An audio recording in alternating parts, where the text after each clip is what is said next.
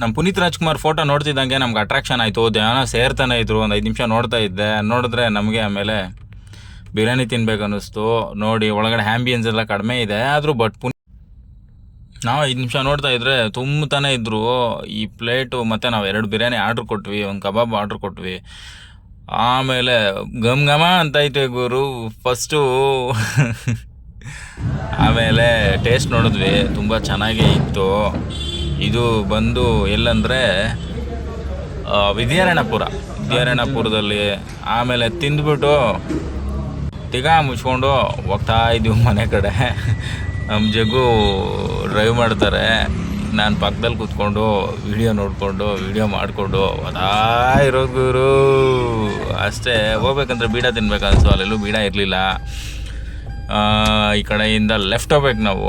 Left ಹೋಗಿ right ಹೋಗಿ left ಹೋಗಿ ಆಮೇಲೆ ಡೈರೆಕ್ಟಾಗಿ ಮೈನ್ ರೋಡಿಗೆ ಜಾಯ್ನ್ ಆಗಿಬಿಟ್ವಿ.